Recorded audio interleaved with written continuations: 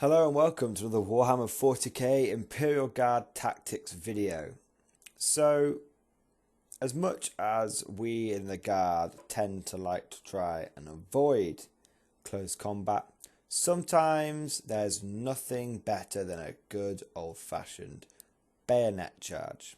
You know, we've all done it, we've all been there, we all see the enemy unit in front of us and know, oh, it would be probably statistically better for us to shoot it, but we're only 5 or 6 inches away. Fix bayonets, and you charge in, and yeah, maybe it didn't go so well for you, but you did a good old bayonet charge. And well, I think everyone in 40k loves a bit of close combat. You know as a guard player, I will often maybe make the game slightly hard for myself just to get into close combat. I love when you do it against armies that don't expect it as well. When you start, you've managed to fight your way forward up to close to some Tau, and they're there thinking that you're going to be trying to rapid fire lasers into them. And you're like, nope, going to move that extra 6 inches forward, then I'm going to try and charge you. Often it doesn't end so well against Tau because they're supporting fire, Overwatch, and you lose a lot of guys on the way in. But if you do get in, you're almost guaranteed to win because Tau are terrible at close combat. But this is not a generic video about close combat and the Guard. This is a video specifically about power weapons, because not everyone will know the sort of advantages and disadvantages of power weapons in general, but also what's important is which ones specifically are the best for the Imperial Guard. So, just quickly run over the options that you have. There are 3 basic kind of power weapons. You have the power sword, the power axe, and the power maul. They all cost 15 points apiece. The power sword gives you no bonuses to your strength, but it does give you AP 3, and it does not affect your speed in any way. So you'll be hitting at initiative 3, strength 3, AP 3. Okay, 333, excellent. The power axe is one that a lot of Guard players favour, which is, it gives you +1 strength, so you're hitting at strength 4. It's AP 2, which is all important for getting through those 2+ armor saves. And unfortunately, it is unwieldy, which means you strike at initiative 1. So it makes you stronger, it means you can cut through any armor, but it means you'll be striking last, basically. And then you have the power maul, which is +2 strength, AP 4, and I believe it's also concussive, which most of the time doesn't matter. So this one, it'll make it easier for you to wound things. You'll be wounding most infantry on 3s or 4s, 3s or 2s or 3s, I should say. But it won't often break through their armor. Now, out of these 3, which one is best to take? Well, it obviously depends on what kind of squad you're running, but let's assume that you are taking a blob. Let's assume that you're either taking a hidden power weapon on a Commissar or Lord Commissar, or you're going all, and the rest of your sergeants are just challenge fodder whilst your Commissar beats face him, or you're taking a proper old-fashioned power blob and you're running 4 or 5 power weapons in there, and your aim is to run across the field, get into combat, and cut people to pieces. Either way, as much as it pains me to say this, the power sword is probably the worst option. It's just, your guys are only strength 3, which means most of the time you're going to be cutting through, trying to cut up space range, things like toughness 4. Power soldier's not going to cut it, unfortunately. The AP 3 is nice, and I hate to say it that the power sword is the least competitive option, simply because everyone loves a good power sword, iconic weapon of 40k. And there's nothing more officerish then, you know, las pistol in one hand, dueling saber in the other hand kind of thing. But unfortunately, or ceremonial saber, but unfortunately, power swords are, I would say, the fluffy choice. They're not terrible, but I would say they are the worst choice. The reason for this is, at striking at initiative 3, most people are going to be striking before you anyway at initiative 4. You know, the only people that aren't are other guard players, which you're not really going to come across at a tournament, or Tau, which you'll be lucky to get into close combat with them anyway.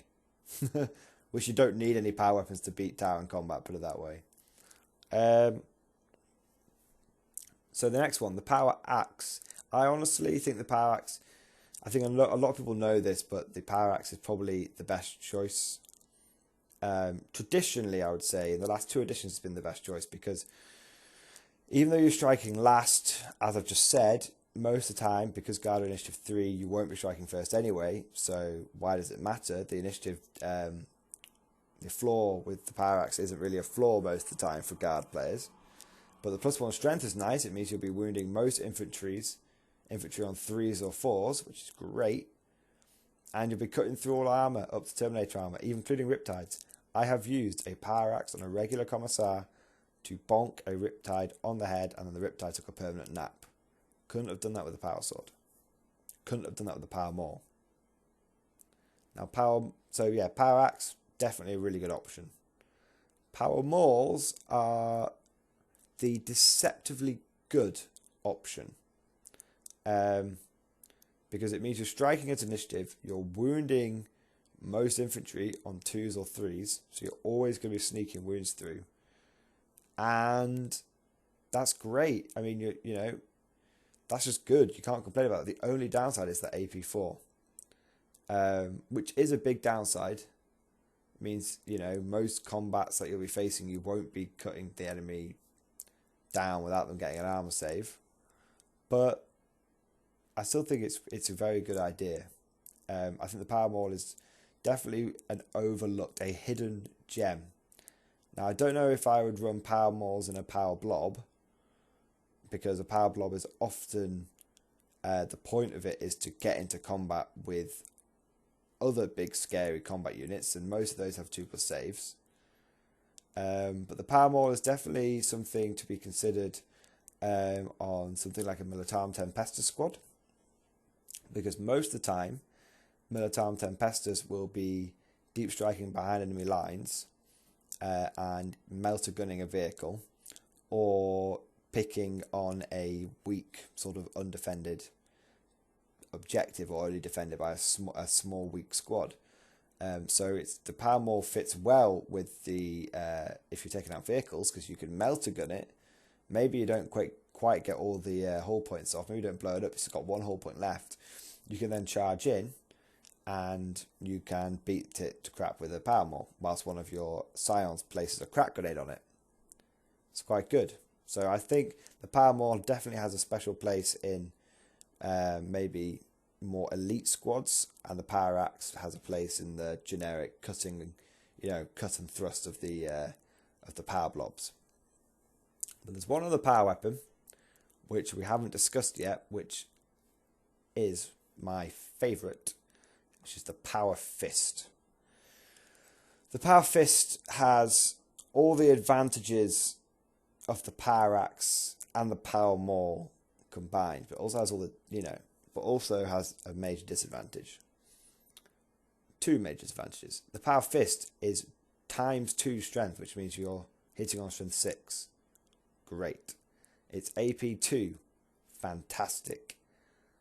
But always strikes last. So again, you will be striking last. And it's 25 points.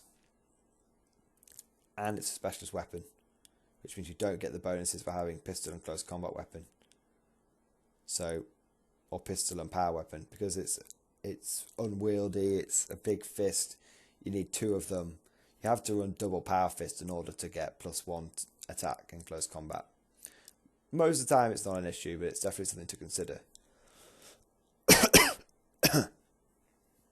So, the power fist is my favourite. I have, I think, 3 commissars at this point, modelled with power fists. I absolutely love them, and I've never once regretted taking a power fist. Even though I always and ah about it, and I go, oh, it's 25 points. I've just doubled the cost of this basic commissar. Oh, whenever it has been used, the power fist has never let me down. It's always achieved something. So I think this fits in with another video I did recently, which was, go big or go home.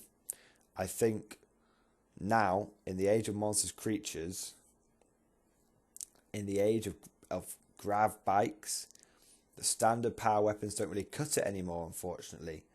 Your power sword will be wounding riptides or any monsters creature, any biker unit on 6s. The power axe will only be wounding on 5s. It's not good enough. So you plus 1 strength. The power maul, you're not getting through their armor. You need to spend the extra 10 points. Take that power fist. Power fist, you're wounding bikers, you're wounding centurions, you're wounding them on 3s. That's really good. Then they're ignoring their armor save. Most bike units are only taken in 3 to 5 men grav bike units. So you just punch, you kill 2 with your power fist commissar, you've gutted that unit. I definitely think, the more and more I think about it, with the guard, it's all about, echoing that video I did with go big or go home. It's all about you save points everywhere else, and then you spend those points on taking the biggest, baddest guns you can get. You have lots of cheap guys with rifles and lots of expensive heavy weapons. Don't go with the middle ground. It's not serving as well anymore. But maybe I'm just biased because I absolutely love power fists. There's always that risk. But yeah, so there you have it. In terms of competitiveness, we like to do this at the end of our videos, don't we? We rank them by competitiveness. I would say the power sword is the least competitive. The power axe, the power maul is... Sorry, I said the power sword is uncompetitive and fluffy. The power maul, semi-competitive. The power axe, competitive. The power fist is expensive points-wise, but is, I would say now, the most competitive option. If you're taking a power weapon, you're already investing the points, you might as well go the whole hog. A Lord Commissar with power fist, that guy's going to tear stuff up. So guys, I hope you enjoy this video, and as always, tell me what you guys think, or what power weapons are you running, if any. Do you guys still run the old-fashioned power blobs? Are you taking the hidden power weapons just on one character in your unit? Give me some feedback on what you guys think is the state of power weapons in the Imperial Guard at the moment. Thank you for watching, and I hope you guys enjoyed the video.